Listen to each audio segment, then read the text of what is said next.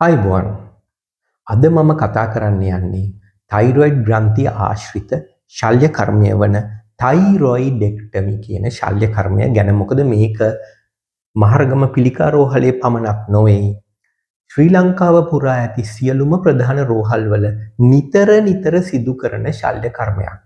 ඒ නිසා අනිවාර්යයෙන්ම ජීවිත කාලය තුළදී ඔබට හෝ ඔබගේ සමීපතම පුද්ගලයෙකුට මේ ශල්‍ය කර්මයට ලක් වෙන්න ඉඩ තියෙනවා. ඒ හින්දා මේ ශල්‍ය කර්මය ගැන විශේෂයෙන්ම ඔබ දැනගත යුතුයි. දැන් මේ ශල්‍ය කර්මය දැන් තයිරොයිඩෙක්ටමි එක්ටමි කියන වචන කොටසෙන් අදහස් වෙන්නේ යම් අවයවයක් ඉවත් කිරීම. එතකොට තයිරොයිඩ් ග්‍රන්ථි ඉවත් කිරීම අපි හඳුන්වනවා තයිරොයිඩෙක්ටමි කියලා.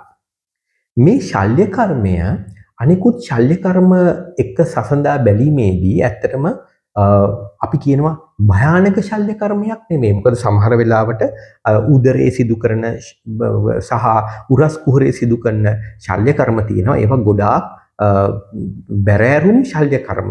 සැලකිය යුතු රුධිර වහනයක් වෙන්න පුළුවන් ශල්‍ය කර්ම.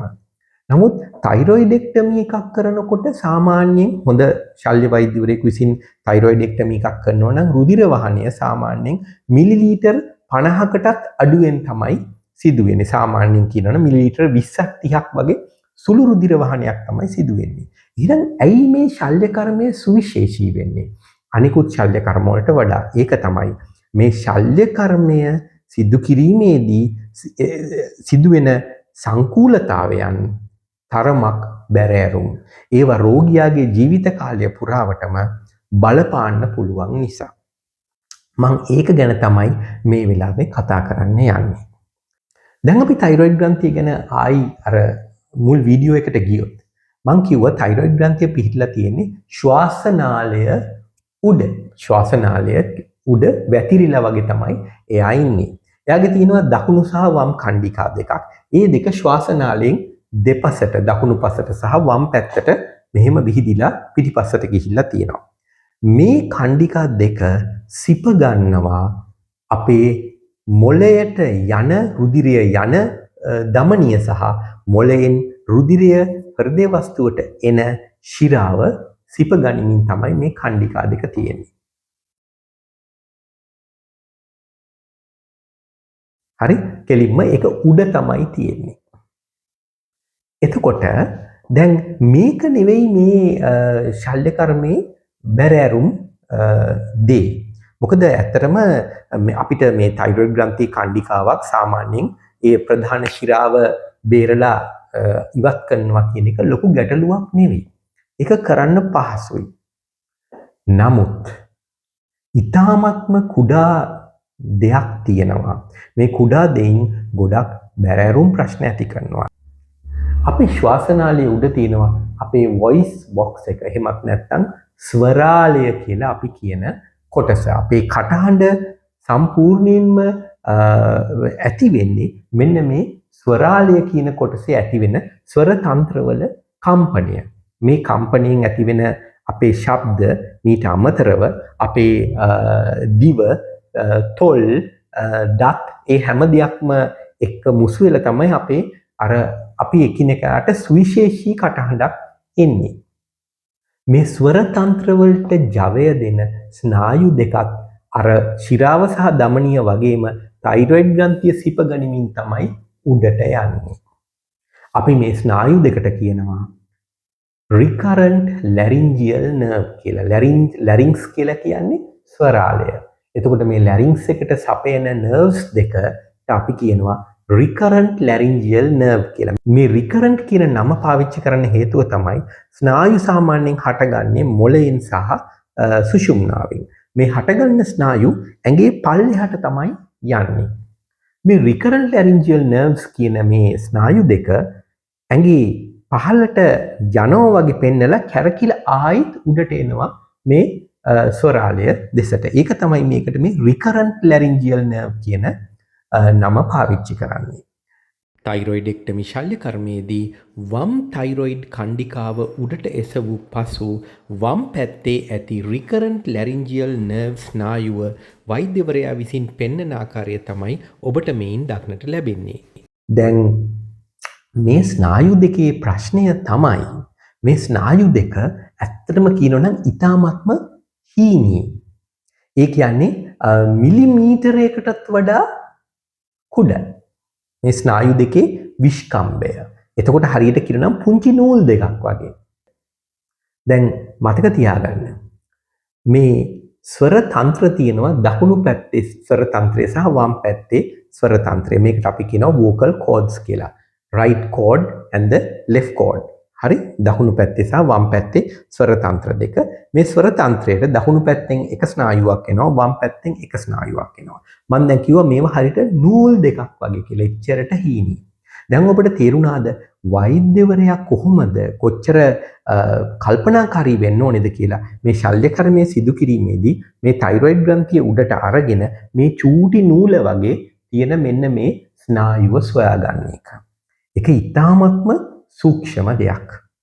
මොකද හදිසියේ දැන් සමහරවිට ශල්‍ය කර්මය කිරීමේදී පොඩ්ඩක් සුළු ප්‍රමාණයෙන් රුධිරය වහනය වෙනවා. මේ ස්නායුව තියෙන ප්‍රදේශයට රුධිරය වහනය වුණාම මොකද වෙන්නේ? මේ ස්නායුව හොයාගන්නට බෑ. හරි අමාරුයි. එතකොට බොහොම කෙයාෆුලි බොහොම කල්පනාවෙන් වෛද්‍යවරයා විසින් ඉතා සූක්ෂමව මේ ශල්‍ය කර්මය සිදු කළ යුතුයි. එතකොට ඇතැම් වෛද්‍යවරුන් ඒගොල්ලොන්ට තව කොන්ෆිඩන්ස් එක වැඩි කරගන්න මොකද කරන්නේ? අර කුඩා දේ ලොකු කරලා පෙන්නන විශේෂිත අපි කියන සර්ජිකල් ලූප්ස් කියලා කුඩා අන්වීක්ෂයක් මෙන්න මේ ඒගොල්ලොන්ගේ විශේෂ කණ්ණාඩියකට සවි කරගන්නවා මේ ශල්‍ය කර්ම සිදු කරන්න. මොකද එතකොට මේ කුඩා මේ නූල වගේ තියෙන ස්නායුව බොහොම පහසුවෙන් හොයාගන්න පුළුවන් වෙන නිසා. සමහර වෛද්‍යවරු ඒව පාවිච්චි කරන්නේ නැහැ. දැන් සාමාන්‍යයෙන් මම කවදාවත් ඒ ලූප්ස් පාවිච්චි කරන්නේ නැහැ ස්නායුව හොයාගන්න. මොකද සාමාන්‍යයෙන් ස්නායුව කරදරයක් නැතුව හොයාගන්න පුළුවන් නිසා.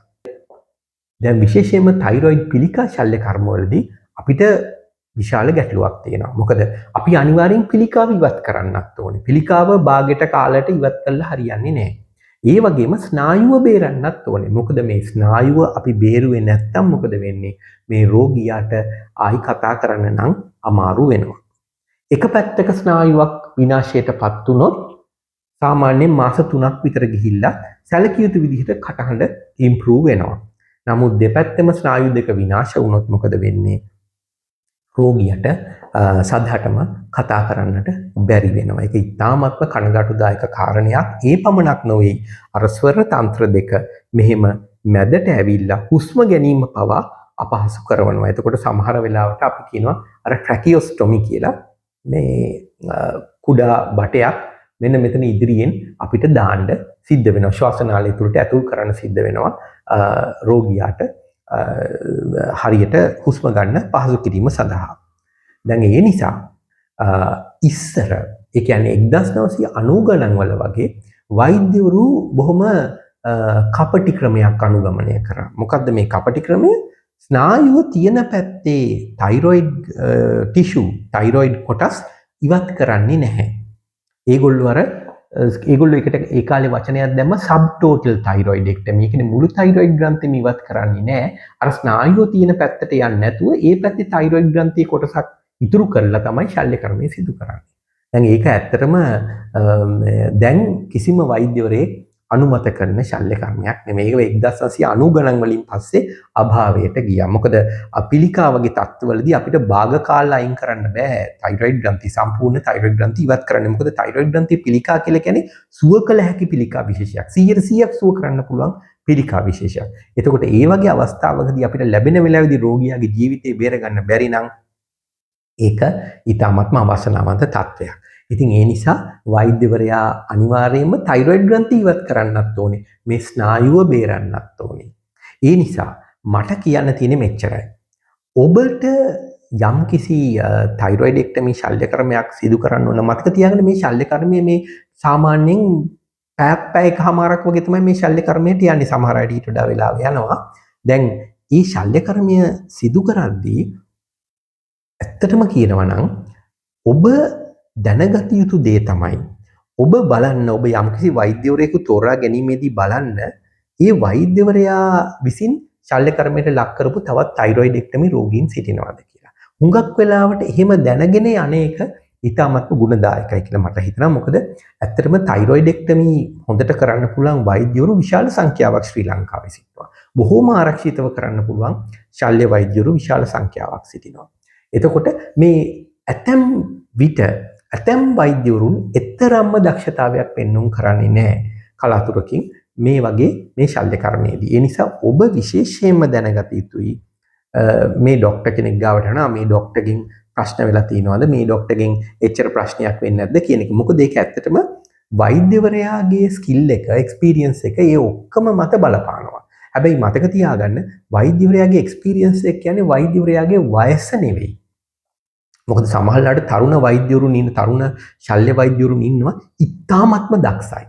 ඒගොල්ලන්ට එක්ස්පීරියන්ස් එක ඇවිල්ලා තියෙන ඒගොල්ලෝ ගොඩක් ඒ ශල්‍ය කර්ම කරලා තිනවා. වයසෙන් මනින්න බෑ කවදාවත් වෛද්‍යවරයෙක්ව. ඒ හින්දා තයිරොයිඩෙක්ටමි ශල්‍ය කර්මයක් කිරීමට ප්‍රථම අනිවාර්යයෙන්ම Taman තෝරගන්න වෛද්‍යවරයා ගැන පොඩ්ඩක් හොයලා බලන එක ඉතාමත්ම වැදගත්.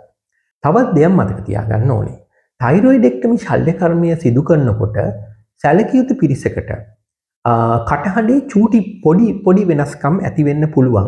සාමාන්‍යයෙන් සුමානයක් දෙකක් යනකල්. ඒකට හේතුව මේ recurrent laryngeal nerves වලට damage වීම නෙවෙයි.